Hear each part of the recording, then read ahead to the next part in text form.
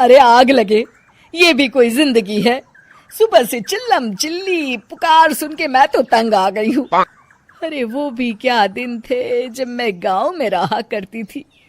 पहले बड़ी सुखी थी मैं। पहले मेरी जिंदगी क्या थी और अब क्या हो गई है। शहर में तो लोग भेड़ बकरी की तरह जीते हैं। जीने का असली मजा तो गांव में है।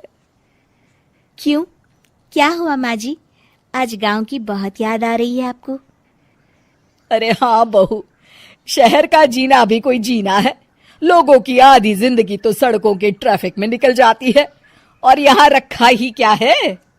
एक बात कहूँ, दिल्ली शहर अब पहले जैसा नहीं रहा। क्या माँ, जब देखो गांव के गुणगान गाती रहती हो। ठीक है, इस बार ना बच्चों के कॉलेज की छुट्टियों में हम सब गांव चलेंगे, ठीक है? हाँ, ये ठीक है। फिर कुछ दिनों के बाद सारा परिवार अपने गांव चला जाता है। अरे वाह, कितनी ताजी और साफ हवा है, कितनी शांति है यहाँ। चल बहू, अब बढ़िया सा खाना बना दे, मजे से आंगन में बैठ के खाएंगे। सुशीला गांव का माहौल देख बड़ी खुश होती है। 2 दिन के बाद गांव की कुछ औरतें सुशीला के घर आती हैं। बड़े दिनों के बाद गांव आई है सुशीला। हमें तो लगा कि तू शहर जाके गांव को भूल गई। और बतिया, तेरी बहू कैसी है? जरा मिलवा तो उससे। अरे मेरी बहू तो लाखों में एक है। बड़ी किस्मत वाली हूँ मैं जो मुझे जानकी जैसी बहू मिली है। हमेशा मेरी सेवा में लगी रहती है और आज तक कभी पलट कर जवाब नहीं दिया उसने। सुशीला की बातें सुनकर सभी औरतें हंसने लगती है।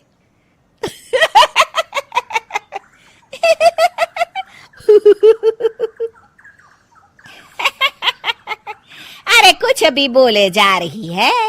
तबीयत तो ठीक है? तेरी बहू चांद से आई है क्या? क्यों बहनों, दुनिया की कोई भी बहू अच्छी होती है क्या? सब औरतें ममता की हाँ में हाँ मिलाती हैं। अरे मैं तो कहती हूँ दुनिया की हर बहू सास का खून चूसने वाली डायन होती है, डायन। मैं तो एक बिल में 1000 सांप के साथ रह सकती हूँ, लेकिन अपनी बहू के साथ नहीं रह सकती। हाँ, तूने सही कहा। मेरी बहू तो तेरी बहू से भी 2 कदम आगे है। सब औरतों की बातें सुनकर ममता मन ही मन बड़बड़ाती है। अरे ये गांव सुधर गया, लेकिन औरतें नहीं सुधरी। अगर थोड़ी देर और इनकी बेवकूफी भरी बातें सुनूंगी तो मैं सच में पागल हो जाऊंगी। फिर सुशीला उन औरतों को घर से दफा कर देती है और राहत की सांस लेती है। अरे बहू, जरा बाम लाके मेरे सर पर तो लगा दे। उन औरतों की फालतू बातें सुनकर मेरा सर चकरा गया है। इस गांव की औरतों का तो भगवान ही मालिक है।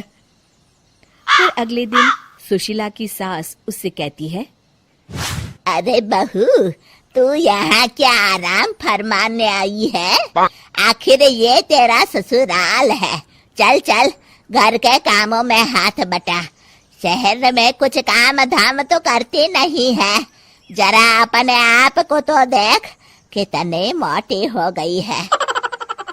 सारा दिन घर का काम करने के बाद शाम को सुशीला, हाय मेरी कमर, हाय मेरे पैरों ने तो जवाब दे दिया। आज तो मुझसे मक्खी भी न मारी जाएगी। अरे बहू, जरा आकर मेरे हाथ पैर तो दबा दे। जी माँ जी, अभी आती हूँ। तभी सुशीला की सास जानकी को रोकते हुए कहती है, अरे रुक जा बहू, एक दिन काम करके इसको इसकी नानी याद आ गई। हम लोग तो रोज इतना काम करते हैं, कोई जरूरत नहीं इसके हाथ पैर दबाने की। सुबह तक सब ठीक हो जाएगा। सुशीला अपनी सास की बातें सुनकर हैरान रह जाती है। इस तरह धीरे धीरे गांव आने के बाद सुशीला की परेशानी शुरू हो जाती है। फिर एक दिन, अरे आज तो मैं कपिल शर्मा देखूंगी क्योंकि आज संडे है। सुशीला जैसे ही टीवी ऑन करती है तभी बिजली कट जाती है। अरे सत्यानाश, इस बिजली को भी अभी जाना था। इतने दिनों से मैं टीवी सीरियल देख नहीं पाई। हमारा देश इतनी तरक्की कर रहा है, अरे पता नहीं ये गांव कब सुधरेगा। अरे अब तो 2 दिनों के लिए बिजली को भूल जा, ये तो यहाँ रोज की बात है। अब इस अंधेरे में रहने की आदत डाल ले। हाँ। हे भगवान, अब क्या होगा? ऊपर से इन मच्छरों ने जीना हराम कर रखा है। दूसरी तरफ घर के काम कर करके और बिना किसी सुविधा के सुशीला तंग आ जाती है और उसे शहरी जीवन याद आने लगता है। क्यों माँ, मजा आ रहा है ना? अरे आपने ऐसी सूरत क्यों बना रखी है? मुस्कुराइए, अब हम गांव में हैं। मोहन के साथ जानकी भी अपनी सास की खिंचाई करती है। हाँ हाँ माँ जी, आप ही तो यहाँ की बड़ी तारीफ कर रही थी।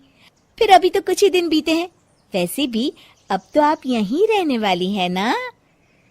अरे नहीं नहीं बहू, मैं एक दिन और यहाँ रुकी तो मर जाऊंगी। मुझे शहर ले चलो। क्या दिन थे, कितनी सुखी थी मैं वहां। ठीक है माँ, हम कल ही वापस शहर चले जाएंगे।